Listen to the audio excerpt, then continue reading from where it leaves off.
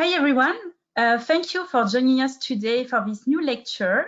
All Septodont team is pleased to welcome you to discuss about management of deep cavities using biobulk technique presented by Professor Sabbagh. Professor Sabbagh, thank you to be here today with us. Thank you. Good evening, Emily. Good evening, everybody. To introduce you to the audience, you are graduated from St. Joseph University in Beirut. You have a master in operative dentistry. You have certificates of advanced studies in biomaterials and operative dentistry. You have a PhD in biomaterials, and in 2020, you obtained a HDR degree. Currently, you are an associate professor and the head of Department of Restorative Dentistry and Endodontics in the Lebanese University, and you are also the director of several research projects. You published many papers in international peer-reviewed of dental journal, and you are a member of the Academy of Operative Dentistry in USA, the editorial board of Reality Journal, the International Association of Dental Research, and fellow of the International College of Dentists. So what is going to happen today during this interactive webinar? First part, the lecture. So this lecture is recorded. It's in English with subtitles in Spanish. The second part, it will be just after the lecture. Dr. Sabbagh will be here with us to answer to all your questions. And we want also to hear from you. So there will be some small polls. At the end of the webinar, there will be a satisfaction survey. So please answer because it helps us a lot to answer to your expectation. One last comment before starting the lecture. We had small problems of network during the record at the beginning and just at the end. So don't worry, it's not your computer, it's the network. So please stay with us until the end. Don't quit the webinar. Enjoy the lecture and see you in around 45 minutes. Thank you. Enjoy the lecture and see you later.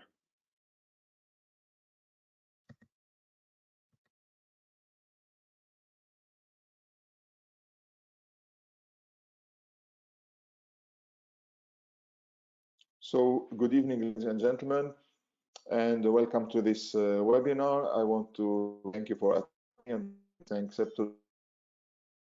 Very interesting topic, that management of deep cavities using biobulk fill techniques. And we know bulk fill materials is now a very important category recognized in the world of dentistry.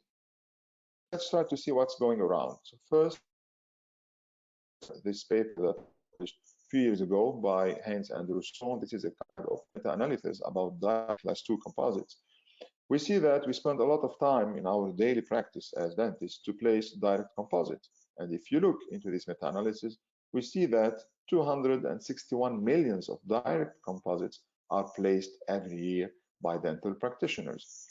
And according to the guidance on posterior resin composite that was published by the American Academy of Operative Dentistry, the European section, and I'm very proud to be a member of this very prestigious academy. This paper was published in Operative Dentistry, the journal of the academy, and they try to define the indications of posterior composites. First, it can be for the treatment of primary lesion, replacement of inlays, repair of existing restoration, and in some cases, the restoration of endodontically treated teeth, the restoration of fractured and cracked teeth, and also when we are facing tooth wear and erosion, this indication.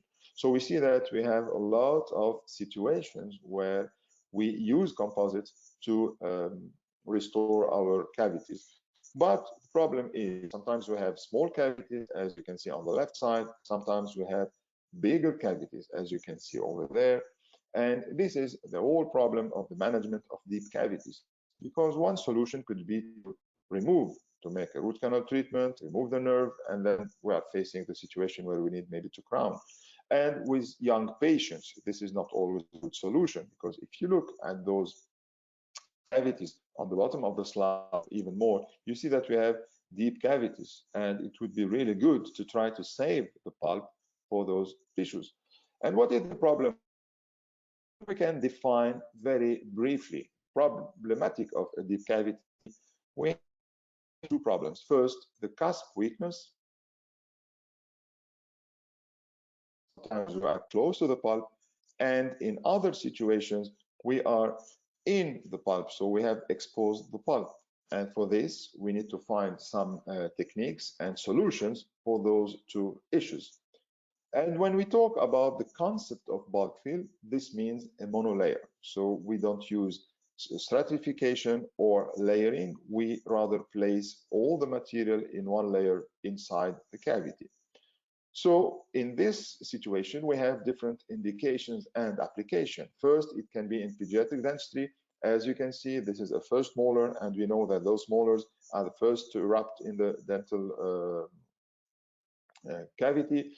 So in the buccal cavity, sorry, so we see that we have sometimes very deep and severe caries that we need to treat and try to preserve the pulp and the tooth of this young patient that is sometimes 10 years old, 15 years old. So this is a typical indication where we have removed the caries and we have placed bulk fill material to preserve the pulp. So according to the AAPs, what is the definition of a vital pulp therapy? According to the American Academy of Pediatric Dentistry, preserving the pulp vitality is the placement of a protective barrier over exposed or unexposed pulp to induce the formation of a dental bridge and maintain its vitality and function. This can be achieved through several situations or several techniques. First, by placing very easily a protective base and an indirect pulp treatment. Second situation, we place a direct pulp capping when the pulp is exposed. Of course, this needs to follow some criteria very strictly. And the last situation is to preserve the roots of the tooth and to remove the pulp of the pulpal of the crown. So this is called pulpotomy. So I will try to take you in this journey to see what are the different clinical situations. With my group, we have published a paper about direct pulp capping several years ago. A very interesting paper, very easy and very accessible for clinicians. And this was based on a kind of frequently asked questions. So we ask a question and we try to answer. For instance, how a dental bridge is formed, is pulp capping indicated for primary teeth, what is the best technique for cavity disinfection, and this paper was published in Dental Update in 2014. And already we could classify and talk about several categories of bulk fill biomaterials to preserve the pulp. We had the classical calcium hydroxide that is not really a bulk fill. Then we moved to the MTA, then we moved to the biosilicate, biodentine, that was really among one of the first biobulk materials. And now I have an experience of almost 10 years and plus using this material. So also a recent classification of those materials published in Dental Materials Journal, published in Japan, about the current status of direct pulp capping materials for permanent teeth. Pulp capping materials can be classified into two main groups. The first one is based on calcium hydroxide, and in this case we have two groups. We have the water-based and we have the resin-based materials. And in the other situation, we have the calcium silicate-based materials, where you have the hydraulic MTA cements, and on the other side, you have the resin-modified MTA cements. So we see that now we have a lot of materials, and sometimes this is creating a confusion for us. First, we have the very classical calcium hydroxide that we have been using since years when I was a student, and even before. If you look in the textbooks, you will find that this is a product that is used where you have a pH of 11, and this product can be based on water or resin.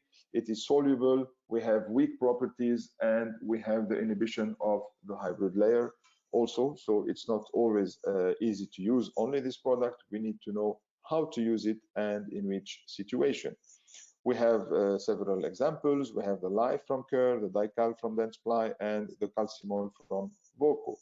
This is a typical case where we have a very small pulpal exposure on a molar in young patients, and we have placed a small layer of calcium hydroxide.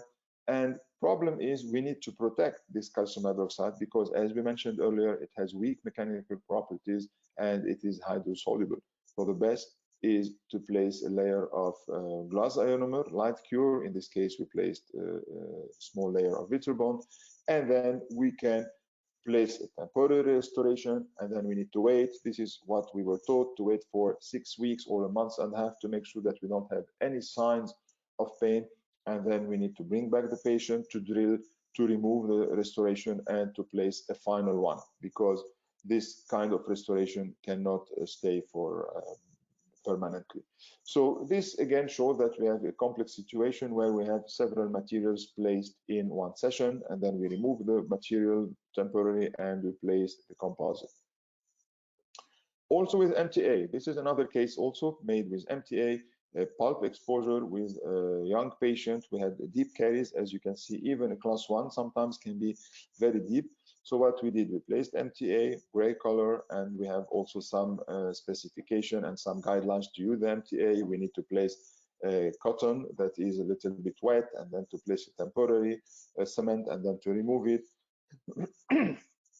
Sorry, and then to place the final composite in the cavity. So we see that sometimes it's a little bit complex process. Besides this material, we had a lot of materials that were called MTA-like products. This is a big list coming from several manufacturers. Of course, the first one was the ProRoot gray version. Then we had the white version. Then we had the MTA Angelus from Brazil. Then we had the Endo-Ease MTA. So a lot of materials were coming from this category. So we see that we have a lot of products today on the market, and this is a typical example of what we can see over there. And finally, we have the handling of the MTA. We have the high price, the risk of staining, and the long setting time, as you can see. So it's not very easy to use the MTA. And finally, we need to know where to use this material and in which situation, because we need always to plate the material and to handle it with care. And here we have also a new material coming from Ultradent also. It's called Activa Bioactive. It's strong, it's aesthetic, it's bioactive, and it can be used as base or liner. And according to the manufacturer, they say that it is releasing and recharging with calcium, with phosphate, and sometimes also they say that it will release fluorides more than glass ionomer. Those materials have been recently released. We don't have that much experience with those materials, so we still need to investigate and see if those materials are giving good clinical evidence and they have a good longevity regarding the pulp vitality. And now we can move to Biodentine that I have been using since almost 10 years, and this product was launched by Septodont, and it presents in a box where you have 15 capsules and water blisters inside, but I think that now the packaging was reviewed and every box contains 5 capsules and 5 water dispenser.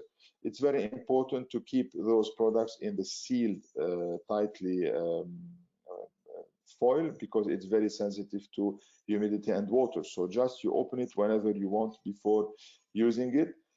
So as you can see, this materials is composed of a powder and liquid. The powder is mainly based on 3-calcium silicate. This is the main core component. We have also the dicalcium silicate, and this is the second main component. And we have the calcium carbonate based basically on the fillers. And we have, for sake of radio opacity, we have the zirconium oxide and some iron oxides as well. Concerning the liquid, it is mainly based on calcium chloride that serves as an accelerator. We have also the hydrosoluble polymer and the water. So how to apply this material? It's very easy. So you need to open the capsule, to dispense the water inside, and to close it and put it on the vibrator. We will come to this in a few minutes. So how does the pathway of Biodentine function? So Biodentine stimulates the release of transforming growth factor B from pulpal cells, stimulating reparative dentin formation. And basically it will initiate odontoblast differentiation and hence produce tertiary dentin by cell signaling, and thus will ensure the closure of the pulp exposure and the healing of the dental tissue.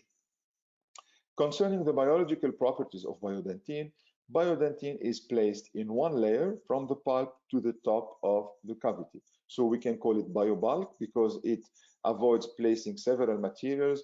Regardless of how deep is the cavity, we can place it from the bottom. So if we have a pulp exposure, and we can use it up all the way up to the occlusal part, and then of course we leave it temporarily, and we have several studies that show that this material can be left for up to 6 months. Then it's a bioactive material that promotes the pulp self-healing capacity and ensures high cell viability. It exhibits an amount of antibacterial activity because the pH is 12, so we know that this is very important. And also this material has a low porosity that leads to high mechanical strength, because you know that if you have a material with porosity, this can be a weak point. And also, as I mentioned, Biodentine can be left as a temporary up to 6 months, but needs to be replaced by a composite for enamel-like aesthetics and resistance. Because this material, you will see that it has like a chalky color, but it is very resistant once it's set. And I think that Professor Collomb did a lot of investigation about this, and he was one of the first to publish evidence that this material can last for up to 6 months in the mouse. So now let's move into some clinical situations where we have first, for instance, a direct pulp capping using Biodentine that was performed in this patient. You see the cavity is quite deep, and you know that one of the rules of doing a pulp capping is to obtain, as we said, the hemostasis. So we need to take a small cotton pellet to perform a good compression on this tooth to make sure that we don't have bleeding, excess bleeding, and within 2 minutes we need to have pulp that is not bleeding anymore, and then we can place the Biodentine totally from the exposure pulp to the occlusal part.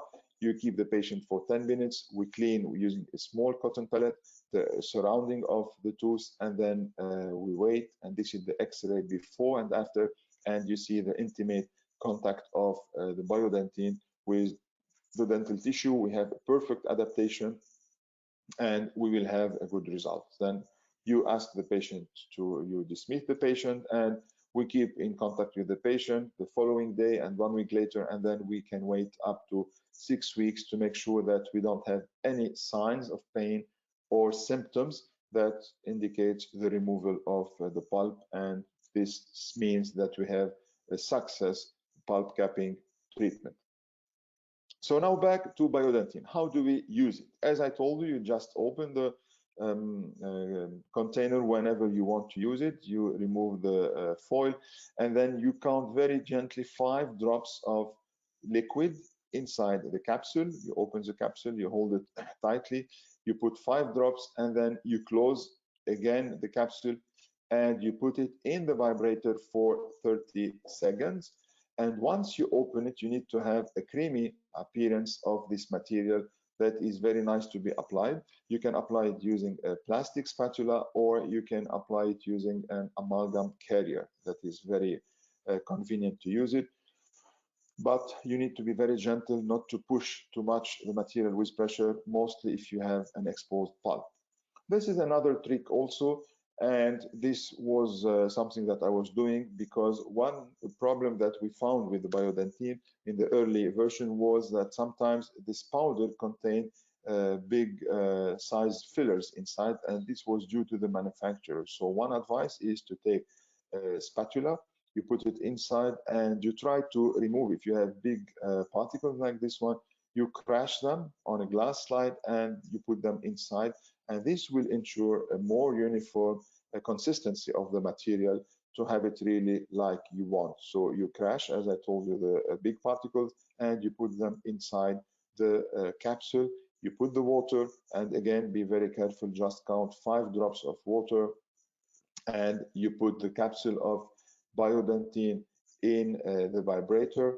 And as you can see, you need to vibrate it during 30 seconds, and this will ensure the uniformity of the material. And this is also another case where we see it from A to Z, how it goes. It was also a deep caries, as you can see under this small amalgam, where we had 2 exposures. So it was not very complicated because we had walls. So we just had to take 1 capsule of Biodentine, and we filled all the cavity. And when the patient came back several weeks after, you could see that all the margin and the limit of the cavity are still in very good shape. We don't have any fracture. The only thing is the color of the biodentine changed slightly, and this is quite normal due to all the coloring that the patient may have eaten or taken during his normal life. So what to do? Once you have a good signs that there is no, the pulp is vital and everything is okay, then you need to drill very easily a cavity in the biodentine. So you take a burr, and if like you are drilling a normal cavity in the enamel, you just drill a cavity. No need to drill more than 2 millimeters. So you don't just take care of drilling, then you put your etching, your bonding, and you place your composite on biodentine. And this is a very nice X-ray showing the intimate contact of biodentine with the pulp of this tooth.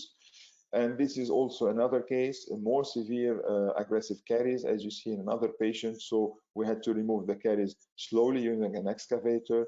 Then we removed the cleaned, and we placed the biodentine on the left side. And you see after several weeks again how this material can be preserved very nicely. And we just saw that the material could be removed. So again, you drill cavity, you remove, you expose as much as you can enamel on the occlusal part, and you keep your layer of bulk biodentine in the deep part of the cavity, and you place your composite. Here is another case also, and with a very nice follow-up up to 10 years, as I will show you. This was a young patient that I was treating by the time he was 17 years old, and he had very high caries risk. So what I did for some of his caries, I have chosen to use biodentine. This was a new material and it looked very promising. So what I did, I placed a layer of biodentine, as you can see on the X-ray, and this is a 1-year follow-up. You could see the difference of radio opacity between the composite and the biodentine on the X-ray. Everything was going perfectly, and this is after 8 years. You could see that we started to see some discontinuity on the mesial margin of this cavity, and the patient came back after 10 years. He had fractured a small piece of composite. So what we did, a small repair. I decided to remove all the composite to clean, and look how nice is the biodentine still preserved after 10 years. So the only thing I did, I etched again my cavity, I placed my bonding, 1 layer, I light cured my bonding, and I placed my composite. And this is the case again for another few years going, and we still have a vital pulp, and the patient is still very happy, and he is 10 years older now.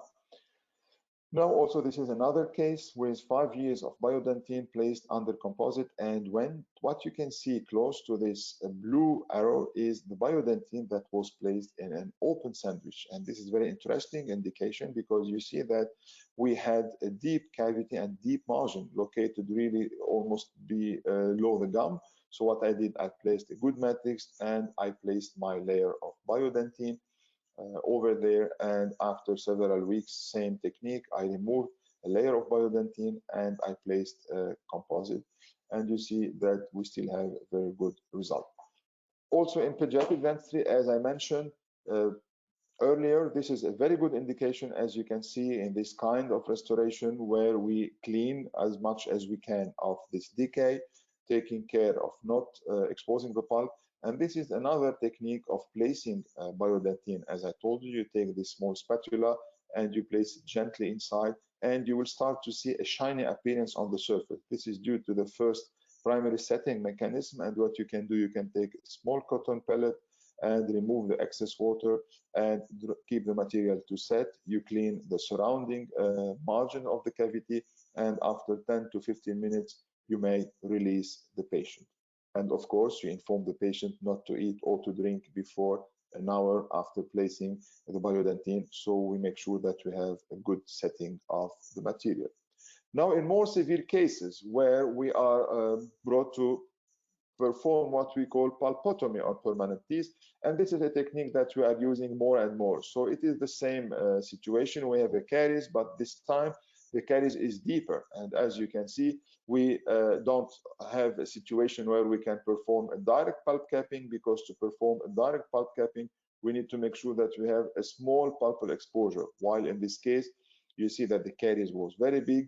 So what I have decided to do is to perform a pulpotomy, and this consists of opening an access cavity, of drilling the pulp of the pulpal chamber of the crown using a clean carbide round burr, and to don't touch at all the entrance of the canals. So the only thing I do to perform some hemostasis also using a cotton pellet, and then you fill all the access cavity using Biodentine, and you place a permanent or a semi-permanent restoration. In this case, I placed a glass ionomer on these tools, as you can see, and then you send the patient home for several weeks to make sure that we have vitality of the pulp, and it looks like this is giving really very good results.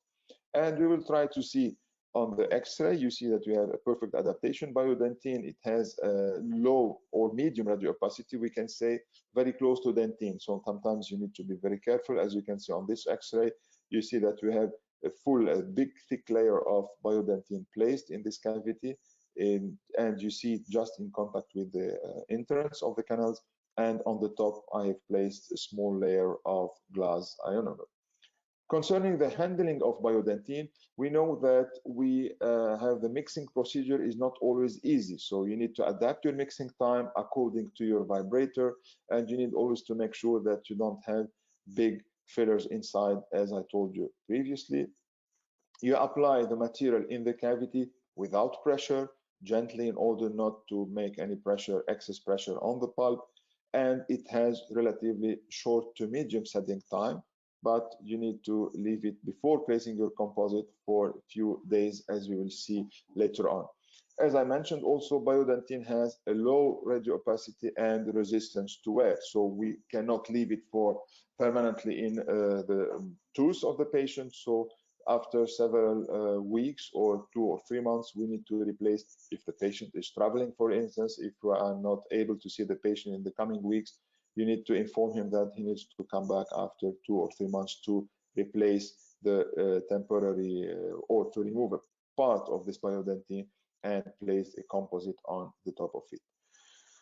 So now let's go a little bit into the literature to see what are the publications, because it's always interesting to combine or to confirm our clinical findings with some papers that was published and that strengthen our clinical outcome. So now this is a paper that was published in the International Journal of Endo about a full pulpotomy using Biodentine on permanent teeth. This was conducted, I think, in Jordan, and they conducted the research on 64 permanent molars with symptomatic vital pulps in 52 patients aged between 19 and 69 years old. After 2 days, they had success of 93.8, no pain for those patients, and at 6 months, we had 98.4% clinical and radiographic success, and this is quite a huge number, which signs a very good success. At 1 year, 59 of 63 attended recall with 100% clinical and 90.4 radiographic success. Of course, it is only at 1 year, but it looks that it is very promising. So we need to monitor and to make sure that the patients are able to come to confirm that it is working on long term. And full pulpotomy using Biodentine. So the conclusion were that Biodentine was successful as a therapeutic material in full pulpotomy treatment of adult teeth with caries exposure, and the clinical signs and symptoms indicative of partial irreversible pulpitis are not a contraindication. Full pulpotomy might be considered as an alternative treatment approach to root canal treatment because, as I said, we are not touching the canals, we are just removing the pulp chamber pulp and replacing it with Biodentine. This is another paper also that was published recently about the pulpotomy using Biodentine, and this time on primary teeth and not on permanent teeth. So we can see that it is working on both type of teeth. And the vital pulpotomy was performed on 44 mandibular primary molars with caries exposure that were divided into 2 groups. So in this study, they compared the MTA group to the Biodentine group with 20 cases. With the MTA, they used 24 cases. And the treatment was followed up clinically and radiographically for 2 years, for 24 months. And what were the conclusion? So the pulpotomy treatment using Biodentine and MTA had similar success rates in primary teeth at 24 months follow-up. this is very good. And then also they concluded that the shorter setting time and easier handling of Biodentine may make it preferred alternative to MTA. Also, other indication of Biodentine, but are not really in the scope of this biobulk, but could be also a very good indication. Since you have it in your office, you could extend the use of Biodentine other than restorative dentistry and biobulk in pulp, direct and indirect pulp capping. You can use it in some endodontic application, like as the treatment of perforation. As you can see over there, you take a small amalgam carrier and you place some Biodentine in the perforation. Also in the treatment of cervical resorption, you can use Biodentine, a lot of indication, and also in the treatment of repair of perforation. As you can see over there, it could be a very good indication.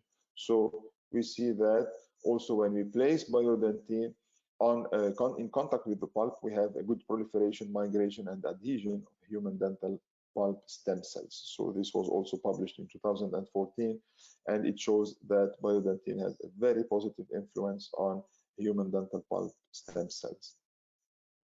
This is also another interesting paper that was published about the direct pulp capping using pro-root mineral trioxide aggregate versus Biodentine and permanent teeth with various pulp exposure. And again, they have selected 59 cariously exposed permanent teeth with diagnosis of normal pulp, irreversible pulpitis, and exposure size up to 2.5 millimeter, which is pretty bigger than what is indicated. And each patient with only one carious exposed tooth was randomly allocated or pro-root MTA or a Biodentine restoration, and patients were recalled every 6 months during 18 months, so 3 times. The results were as follows. So compared with pro-root MTA, Biodentine showed 96.4% of success, non-inferior success with this material with patients from 6 to 18 years old. However, Biodentine did not cause any grade discoloration in this study and may be recommended for dental pulp capping in the aesthetic zone. So also this is very interesting. So now I move to the other part, that is the continuum. We have placed our biobulk, Biodentine, or other materials, and now we need to replace this or to fill permanently this cavity. As you can see on the slide, you see that we have placed our layer of Biodentine, and you can see the SEM showing the fillers dispersion in this material. And then we need to replace one layer of Biodentine by a composite. Here we have 2 options. It's exactly like if you are building. You can have the choice to use a conventional layering technique of placing a composite, or you can adopt the bulk concrete technique, where we have or a composite that is placed using a plugger, as you can see in this slide, or according to the bulk concept. What is the bulk concept in restorative dentistry? In restorative dentistry, we have been using and hearing a lot about those material that started on the market since almost 10 years, and we started with maybe 10 or 12 materials, and today we have more than 30 bulk restorative materials available. We could classify those materials in one publication that I made with Professor McConnell that was published in Journal of Dentistry in 2017. We could classify those bulk fill materials or techniques into 2 main groups. The bulk materials that can be used as base and that need to be topped by composite, and this group includes 2 versions or 2 subgroups. One, the flowable base on which we need to add the composite, or the fiber-based materials on which we need to add the composite. The other group of bulk fill consists of a high viscosity bulk fill material that can be used to fill all the cavity, and it can present or in a syringe like any normal composite, or in a sonically activated system. The big advantage of bulk fill technique is, like the name indicates, it can be placed in layers of 4 millimeters instead of 2 millimeters. So this is supposed to represent a good gain of time. And if we want to classify or to visualize clinically, from a clinical point of view, how can we use those techniques of bulk fill? We have also published a paper in a French-speaking journal, very interesting, and I really invite you to read this very new version of this journal Biomateriaux Cliniques that we started to publish with Professor Jean-Pierre Attal since 5 years almost. And we have published 2 papers about those materials. And within this journal, we have a series of 3 papers about biodentine, also very interesting. So we can see that we have 3 ways of using bulk fill techniques with no coverage if you are using a high viscosity material, or with a full coverage or occlusal coverage. So very briefly, just to show you some examples of each material, the flowable bulk fill also includes a big variety of materials available today from 3M, from Boco, from GC, from several companies, where you are supposed to place a layer of flowable bulk and you leave 1.5 or 2 millimeters to place a normal composite that is more resistant and provide more aesthetic. The other group is the fiber-based bulk fill base from GC. It is a fiber-based material, as you can see, that contains big fibers that can go up to 1 millimeter, and those fibers are supposed to play a significant role in stopping crack propagation. This is the last group where we have the high viscosity of bulk fill material, and as I mentioned, if you look from the outside in a box, it contains a syringe of composite. Maybe you cannot differentiate it. The only thing is you need to read carefully if this is a conventional composite or a bulk fill composite, because if it's a bulk fill, then you can allow yourself to light your 4 millimeters of materials in one shot. Now, this is the last subgroup with the high viscosity bulk fill material. It is called the sonically activated bulk material. It's called the sonic fill. Cavo is manufacturing the handpiece and Kerr is manufacturing the composite. So it's a closed system because you need to have both devices to ensure the use of this material. So the clinical indication of bulk fill materials are mainly in posterior restorative material in class 1 and class 2, and it can be used as well as build-up techniques to reconstruct a missing cusp, or after a bulk fill technique, or as a base after an endodontic treatment.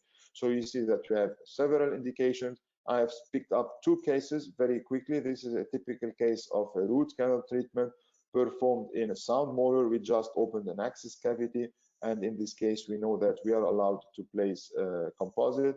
So we have placed a fiber-based material after placing the adhesive inside the cavity, and we extrude this material, and you see that this material is quite stiff because it is supposed to fill the cavity and be very resistant.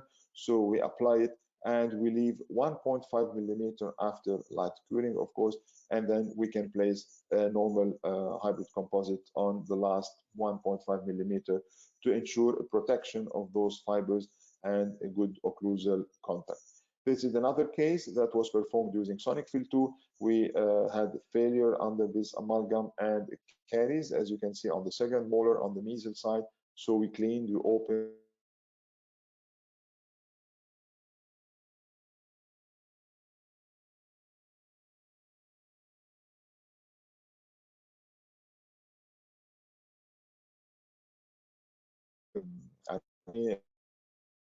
follow polymerize, and we polish, and this is how it looks like. So of course, this represents, if we know to select which kind of bulk fill material, we can have a good gain of time. So very briefly, what have changed with those bulk fill materials? Why we could, as of a sudden, light cure 4 millimeters of composite instead of 2? So this could be summarized in the 4 main criteria. First, we had some change made in the type and percentage of photoinitiators, some change in the fillers and their percentage. The shade of those materials are more translucent, better light penetration within this material. That linkage inside this could be gathered from the different manufacturers and can summarize and explain why we could polymerize this material up to 4 millimeters.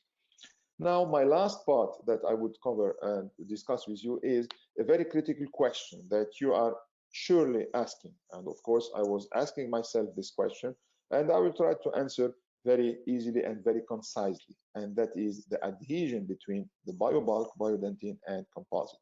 Is it working? Is there an adhesion? Let's see how this will work. So basically, every bulk fill system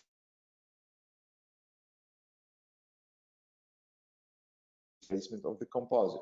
And here you can pick up one of your adhesive according to adhesive, self-etch adhesive, or whatever you want. You place your adhesive, of course, after cutting your cavity, and you place your composite. So this is a typical case after performing the class 2 Biodentine. I place my matrix, of course, all the devices, and I place my composite, as you can see on the right side. Will definitely ensure a good longevity of the restoration. This is another case of a class 2. You see, this was also a young deep cavity on the distal side. So I placed the Biodentine for several weeks, and on this X-ray you could see very clearly the layer of Biodentine below the dashed line, and on the upper part I have placed a layer of composite. After several weeks, when I was sure that all signs of sensitivity or no pain was detected, I checked the vitality of the pulp, and then I placed my composite. And look, after 8 years, this bulk fill composite is behaving. It is still there. Of course, we lost some, the gloss of this material. This was the sonic fill, I guess. But you see that the margins are still in continuity, and this ensures the longevity of the material. No secondary caries, no sensitivity. So this definitely means that there is a bonding between the composite and the Biodentine. So let's try to see what does the literature say. There are a lot of papers about this topic, but I have just 3 of them recent that shows that we have a bonding between the Biodentine and the composite.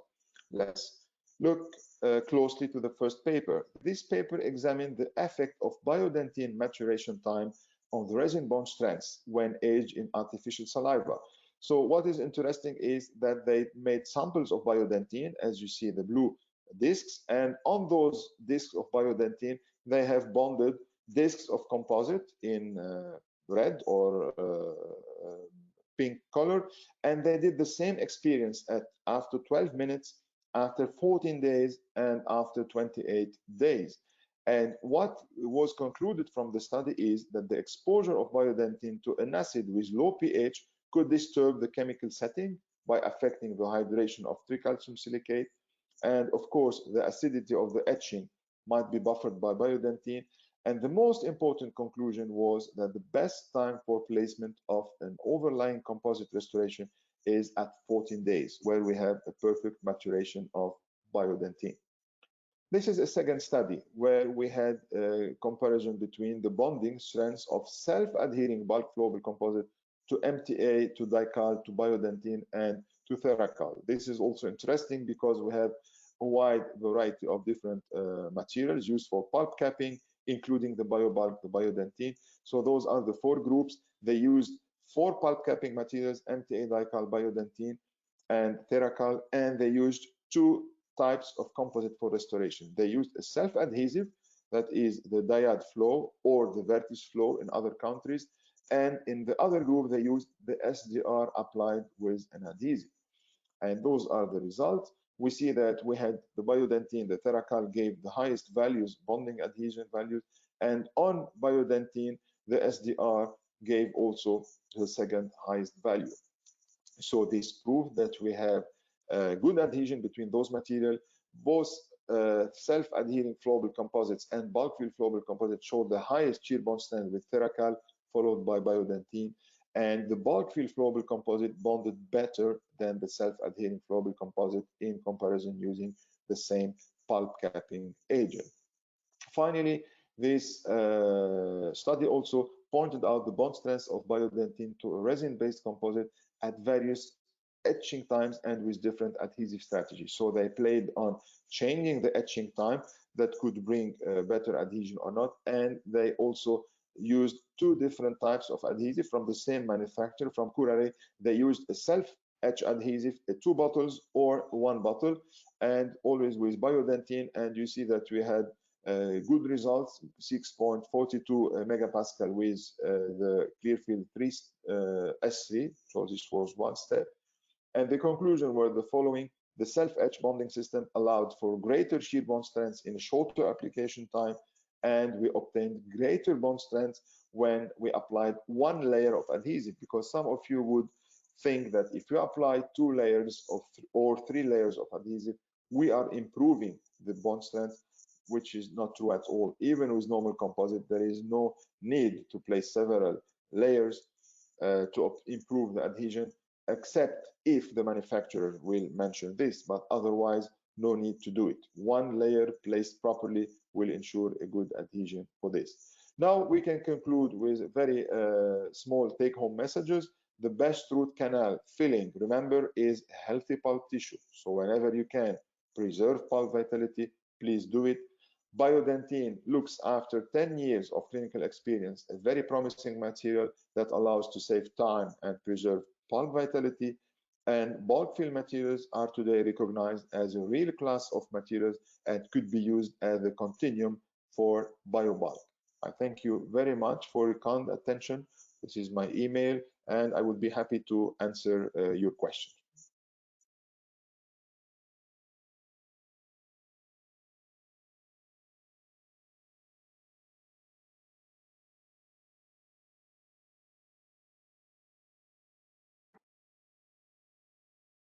So we are back now after this this lecture. Let's move now to the second part of the webinar, so of a live session. Before starting the question and answer with Professor Sabbagh, we want to hear a little bit from you. So I will send you some questions. So please answer to the question. It will appear on your screen. So please answer to the question. You will have 15 seconds to answer. So the first question, did you already use the biobulk fill technique? You have 15 seconds, sorry, to answer. Please select yes or no.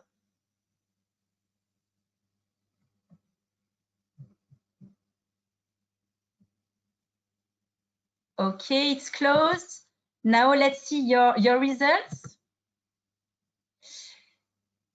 So you are 14% of already using biobulk fill technique and 60% no. Professor Sabbagh, maybe you can tell us and remind us what are the benefits of a biobulk fill technique? So as we saw, good evening, I hope you enjoyed the lecture. So as we saw, the benefit of the biobulk technique is mainly to keep the pulp vital, because we know if we need to do the root canal treatment, we know that we have a good success rate, but then we need to think about the restoration. We are weakening the access cavity, we are weakening the tooth. So we need to think about the preservation of tooth structure. And of course, this is depending on the age of the patient. So it's now more and more discussed to keep the vitality of the pulp, even though with some pulpitis. And we see that we have also some publications that are coming, and they are also discussing the pulp regeneration as well. So this is really represent state of the art and the future of dentistry. Thank you. So let's switch to the second question. Again, 15 seconds to answer. When you have a pulp capping procedure, do you always use the same restorative material? Yes or no?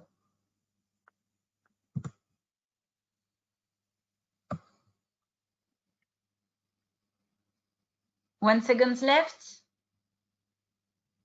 Let's see now your answer.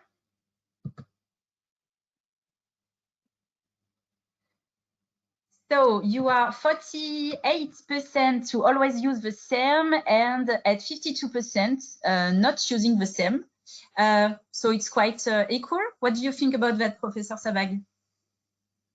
When you see that a lot of people are using the same restorative material, or half of the attendees are using half of the restorative material, by this you mean the same restorative as a pulp protection, Emily, or combining two materials together? The same for the pulp, just pulp capping, not combining. Sorry? Not combining, just one material. Just one material, yeah. I think this can be also done, but then we need to think about the final restoration that we are doing, because you need also to avoid having a lot of interfaces and then getting the patient back in order to open and to remove the temporary and then putting again the final restoration. So again, we can hurt the pulp, if we are opening again and delivering anesthesia, and the risk is to break the dental bridge that is starting to get formed. This is the problem if we do it in 2 times. Last question before your question, so prepare your question. Last one.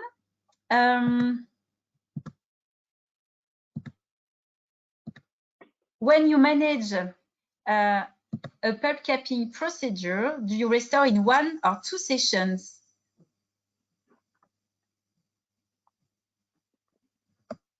Ten seconds left.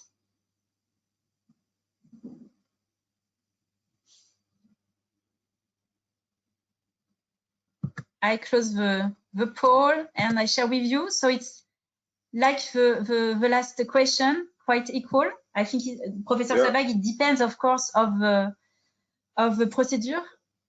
It depends on the procedure and the material we are using. But again, it's funny to see that we have almost the same result. So again, I think that when we can use the same 1 session, it would be optimal also. But again, it depends on the age of the patient and on the technique that we are doing. So there are, in fact, a lot of factors that are influencing the choice of the procedure. But whenever we can do it in 1 session, also it is advisable to do it, or otherwise we can do it in 2 sessions. But the big advantage of bio bulk filling like Biodentine is that we are not removing, or we don't have any risk of disturbing the forming dentinal bridge, because there is a thick layer of Biodentine that is placed, and there is no risk to disturb the cicatrization or the healing process, because we need to drill just 2 millimeters to place a composite. So this is giving a lot of protection for the pulp and for the dentinal bridge. Thank you. Now we can move to the question. Already lots of questions. So I just switched to the questions. Let me just 1 minute. So first one.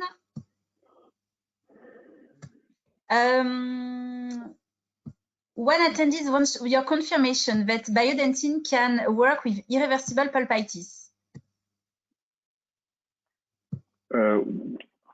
Sorry, Emily, can you say it again? What is? If you confirm that Biodentine can be used for irreversible pulpitis. For irreversible pulpitis, I think there is a publication that is coming soon that is showing this. I think it's a new topic that we need to confirm. I have a few cases that are done right now, but we cannot say that it is really working 100%, because we have a lot of factors involved in these cases as well. But as we see, the age of the patient, of course, is very important. If the patient has some health issues, so all those parameters, indication and contraindication, needs to be analyzed very carefully prior to starting such a treatment. But we can say that we are on the good way. How much time I should wait for the Biodentine to set completely on chair side? We need to wait between 10 to 14 minutes before sending the patient back home. So we need to wait 12 to 14 minutes. And you need to ask the patient during the first hour not to eat or not to drink for extra setting for the Biodentine. Another question about the timing. What about applying Vitrobond over the Biodentine before the 12 minutes set time to be able to proceed with direct restoration without having to wait the full 12 minutes? Sometimes we think that this could be an option, but the problem is if you want to put Vitrobond, the problem is we don't have a full setting of the Biodentine. I heard some people did it, or even they have placed some glass ionomer, not only Vitrobond. You can do it, but I mean, and then you can restore in one session. I personally don't do it. I prefer to have a complete setting of the Biodentine, and then the patient comes back for the second stage restoration. I usually cover Biodentine with composite at the same visit. After your lecture, it seems to be better to wait 14 days. Should I really change my protocol? Yes, if you can wait, it's better. If you are having, well, it depends what kind of adhesive you are using. Of course, if you are using self-etch adhesive, then you are not rinsing, you are not using phosphoric acid, then it is okay. But basically, it is better to wait for the full setting of the Biodentine if you want to have an interaction with the Biodentine. Because the risk is, if Biodentine is not totally set, is to have less adhesion and to have an unstable interface with the material. Can we leave Biodentine as a final restoration and not top it off with composite? No, we said this needs to be replaced. While we can wait, it depends if you have a class 1 or a class 2, because this plays also regarding the mechanical resistance and stability of the cavity. But basically, it has been proven that Biodentine can stay in the cavity for up to 6 months, but afterwards it needs to be changed or topped by some composite for better resistance, because it has a tendency to stain and maybe to fracture after 6 months. Closing the perforation with biobulk film material, as you mentioned, is it successful on the long term? Yes, of course. There are a lot of indications for endodontics. I have just covered that indication of restorative dentistry, but personally, I have done several cases of perforation with Biodentine, and it really works great. Question again about the timing when you leave Biodentine. Are there any observation of leaving Biodentine above the limited time of stay? Above the limited time of stay. If you let Biodentine more than of timing. If you let yeah. If we leave it after 6 months, then it depends. Again, if you have a class 1 cavity, the results, of course, are better than if you have a class 2 cavity, because the class 2 cavity would tend to break a little bit and to be less resistant mechanically. But if you are working with a class 1, then it will be working. But I personally never leave it more than a couple of months in case the patient is traveling. But it's always necessary to replace it, because the wear resistance of Biodentine is not also very strong on the long time, after 6 months, I mean. A question regarding the disinfection of the cavity. Which product do you recommend to disinfect the cavity? Usually we disinfect the cavity. If we are working, we must work on the rubber dam. So we must not use, contaminant if we are working with this. Otherwise, we can use some chlorhexidine if you want to do some decontamination at a low percentage, 2%, so 0.2. Gently with a cotton pellet, you use it to disinfect the cavity if you want to do it prior to placing your composite. A question on the open sandwich technique that you mentioned. Does it have a good prognosis, the open sandwich technique? The open sandwich technique, it has a good prognosis because it has been protected by the composite, of course. And the advantage is that it is biocompatible and it doesn't create any gingival inflammation if you are placing the material. And I did not observe with the cases that I have done neither sensitivity, because this means that the material is sealing the cavity and we don't observe any sensitivity on this side, proximal side. And from the occlusal side, we have placed a layer of composite that is supposed to protect and to support the occlusal wear and the occlusal load of the cavity. And the last question, It's again regarding the timing. Is it better to leave Biodentine 14 days or 3 to 6 months?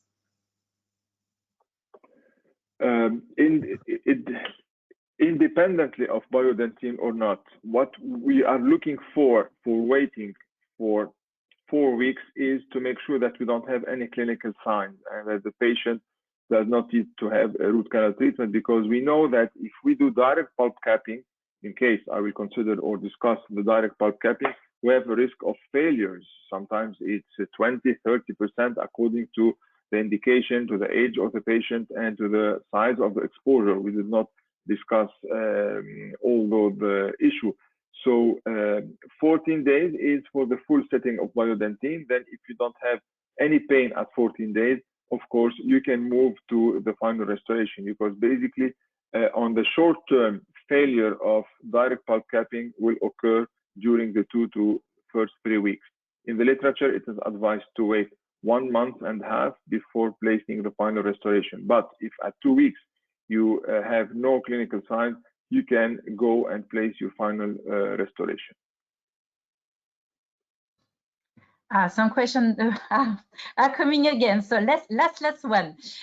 Which could be a right way to apply Biodentine after pulpectomy if there is a pulp bleeding? If there is a pulp bleeding, it means there is an inflammation. It is not indicated, because this is one of the main indications that we have. So we need to stop the bleeding naturally. As I mentioned, we need to apply a slight pressure with a cotton pellet. We must not use any products to stop the bleeding. Otherwise, this means that the pulp is really at an advanced stage of inflammation, and we have very low chances that it will work. So we need to consider, when we do this kind of restoration, when the bleeding cannot be controlled, it means that we have an irreversible pulpitis. Professor Sabbagh, thank you very much. We come to the end of this webinar. Thank you all for your participation.